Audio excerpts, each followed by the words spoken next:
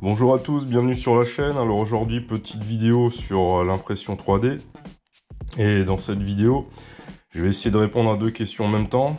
Déjà, quels sont les problèmes récurrents qu'on peut rencontrer quand on fait de l'impression 3D? Et deuxième question, est-ce que quand je n'ai jamais fait d'impression 3D, quelles sont les compétences que j'ai besoin pour débuter, pour me lancer, et quels sont les problèmes que je risque de rencontrer. Alors, je situe quand même un petit peu le contexte dans lequel je me trouve. L'impression 3D, j'ai mis les pieds dedans, il me semble, en 2016. Donc là, on est 2023, ça va faire quand même bientôt 7 ans. Donc c'est pas hier que j'ai commencé. Et donc je vais vous donner un petit peu mon ressenti et j'espère que ça permettra de vous aider, peut-être ceux qui hésitent à se lancer. Donc là j'en suis à ma quatrième, cinquième, 1, 2, 3, 4, ouais, ma quatrième machine, j'en ai une cinquième en carton. Donc en ce moment je travaille sur une BQ B1 avec un écran tactile.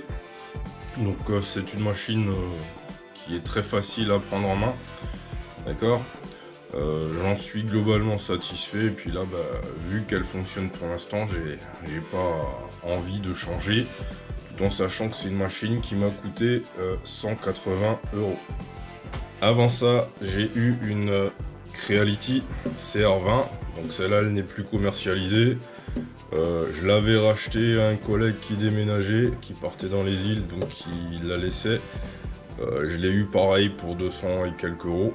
Donc celle-là, elle a bien fonctionné pendant 2 ans. Et je vais en reparler tout à l'heure. Là, c'est la deuxième fois qu'elle est en panne.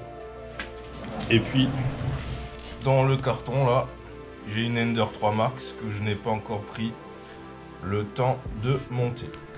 Alors voilà pour le contexte. Ma première imprimante 3D, c'était une Dagoma. Donc imprimante française vendue en kit. Donc sans plateau chauffant. Donc ça, c'est le genre de machine aujourd'hui, vu le choix qu'on a, que je déconseillerais. Ensuite, j'ai une Aneta 8, ça doit être une des machines chinoises les plus vendues. Elle a bien fonctionné.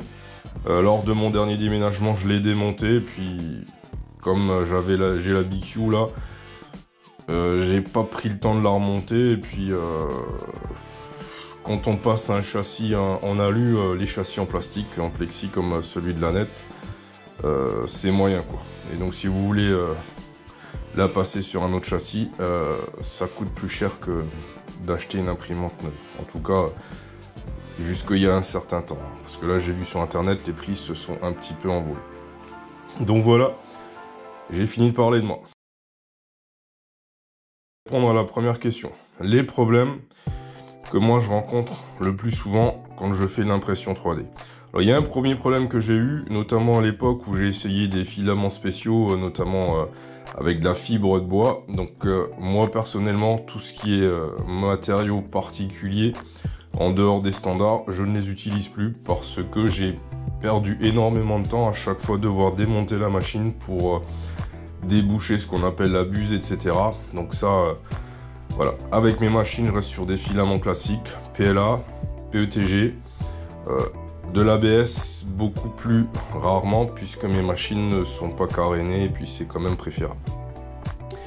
Alors premier problème qui arrive régulièrement, c'est la courroie qui se détend.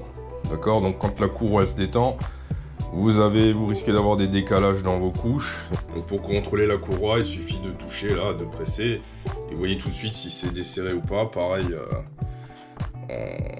dans l'axe transversal. Voilà, ça c'est des problèmes qui sont vite réglés. Je vais vous parler d'un autre problème qui est simple à régler, mais parfois pour le trouver, vous mettez du temps. Donc là vous voyez, j'ai essayé plusieurs impressions. Donc là un support de compteur. Donc si vous voyez le profil, normalement c'était lisse. J'ai des décalages. Les trous qui sont censés être ronds ne sont pas ronds. Si on regarde celui-là de près, c'est bien pire en termes de résultats. Voilà, donc j'ai essayé d'autres pièces et donc quand je faisais des impressions simultanées de 2 pièces, donc si je prends celle-là par exemple, pareil, il y a des moments où ça va bien et il y a des moments où ça va pas du tout et sur les 2 pièces ça coïncide. Donc j'ai cherché un certain temps, j'ai fait pas mal de tests pour me rendre compte finalement que c'était une toute petite vis qui s'était desserrée. Donc une vis qui permet de faire tenir l'arbre d'accouplement sur l'axe que le moteur doit entraîner. Donc je vous mets une petite photo là. Et donc ben voilà. Donc le temps de trouver ce souci. Donc ce qui me fait dire que c'est comme tout, hein, faut régulièrement vérifier tous les serrages sur une imprimante 3D. Ça va vous aider et vous éviter un certain nombre de soucis. Donc ça, on va dire, c'est les problèmes mécaniques les plus classiques. Vérifier ces serrages, vérifier la tension de la courroie. Vous ne devriez pas avoir de problème.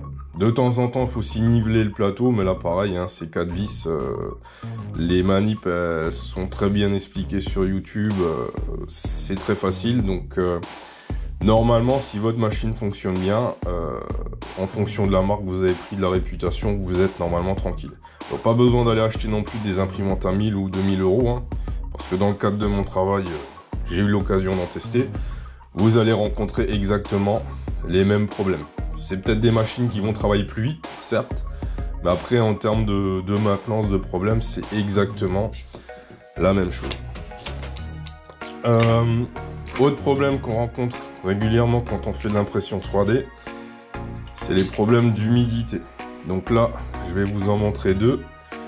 On est ici sur du PLA. D'accord, donc c'est un rouleau de filament qui était fermé, qui n'a jamais été utilisé et qui était mal stocké. Et donc si vous voulez, quand vous achetez votre matière, donc les bobines vous les récupérez sous vide avec des gels de silicate et donc elles sont sous vide à l'abri de l'humidité. Et donc cette bobine là, je l'ai récupérée, on me l'a donnée, mais elle a été mal stockée, quelque chose a percé le sac, et ce qui fait que l'air est entré, l'humidité aussi. Et donc là vous voyez, c'est un filament neuf, avec mes paramètres classiques qui marchent bien d'habitude. Là j'ai des problèmes entre les couches de décollement. Donc ça moi, du fait que ça me le fait pas avec d'autres filaments, mais exclusivement avec celui-là, je me dis celui-là, je sais pas combien de temps il a été stocké, il a pris l'humidité, j'ai pas de déshydrateur, donc je vais éviter de l'utiliser. Donc vous voyez, hein, j'ai fait plein de tests dans tous les sens. Voilà. Donc là, pour moi, c'est du PLA et on est sur un problème d'humidité. Deuxième exemple, ici vous êtes sur une pièce avec un filament en PETG que j'ai utilisé il n'y a pas longtemps. Donc là, j'ai des bons réglages PETG. J'arrive à sortir de la belle pièce.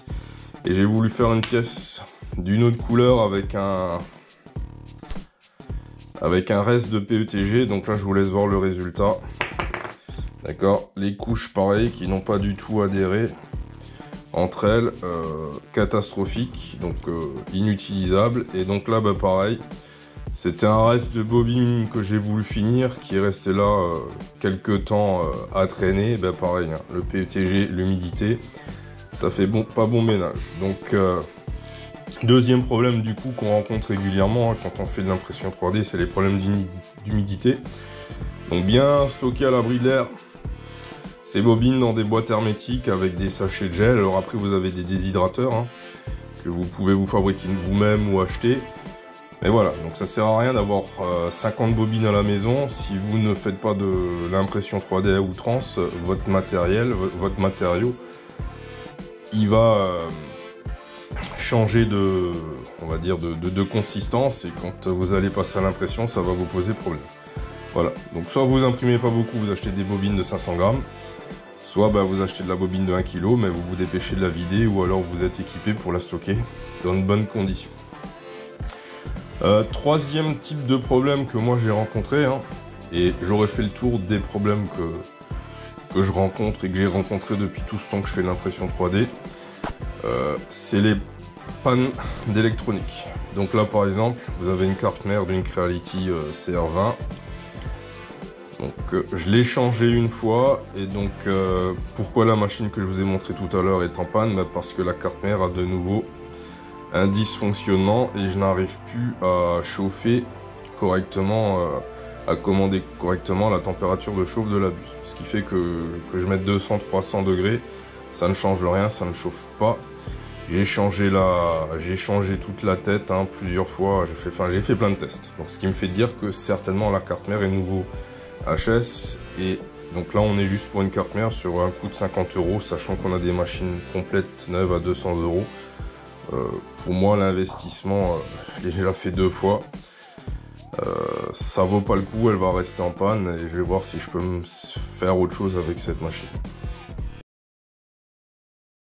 Donc, si je dois résumer, bon les problèmes hein, vous avez vu, hein, c'est un peu de mécanique, un peu de logistique de stockage et un petit peu d'électronique. Donc les problèmes d'électronique pour les gérer, bah, il faut des compétences en électronique, hein, il faut savoir lire des cartes électroniques, faire des branchements, etc. Ça peut se faire facilement. Hein. Et donc quand vous faites de l'impression 3D, vous avez aussi toute la partie donc développement, conception. Donc là, je suis en train de travailler sur quelque chose. Hein. Ben, quand vous n'êtes pas rodé, quand vous maîtrisez pas suffisamment les logiciels de dessin, ben, vous passez beaucoup de temps sur Internet, sur les tutos, pour, ben, comment on fait ci, comment on fait ça, etc. Donc, débuter dans l'impression 3D, si vous avez des bonnes bases techniques, ça va pas vous poser de problème, ça va vous prendre un peu de temps, d'accord, pour prendre en main les tenants, les aboutissants, si je pourrais dire ça comme ça. Vous êtes complètement novice, vous n'avez jamais fait de mécanique, vous n'avez jamais fait d'électronique, vous maîtrisez l'informatique. Je pense que vous allez passer pas mal de temps au départ hein, sur Internet, etc. Comment on fait ci, comment on fait ça. C'est un temps nécessaire. Pour ça, bah, moi je vous conseille aussi d'acheter une machine en kit. Comme ça, bah, déjà au montage, ça vous permet de prendre connaissance avec la machine, de voir un petit peu comment ça fonctionne. Mais on n'est pas du tout dans du plug and play. Hein. Vous déballez la machine, vous imprimez. Voilà, il faut vous dire que assez rapidement, vous allez être confronté à des problèmes et il va falloir faire quelques recherches pour les solutionner. Beaucoup de temps au départ, hein, donc celui qui dit que ça prend pas beaucoup de temps pour se lancer, je pense que c'est pas vrai. Hein. Je veux dire, quel que soit son niveau technique, au début, les phases de réglage, même vous avez l'habitude d'utiliser un filament, vous changez de marque, ça change tout. Les réglages peuvent changer, donc vous avez toujours des phases de test quand vous changez de filament, etc. Donc voilà, ça prend un certain temps. Je vous laisse là-dessus, et puis si vous voulez continuer à échanger, n'hésitez pas dans les commentaires, hein. Je suis présent, je réponds. Merci à vous pour l'attention, et puis à une prochaine.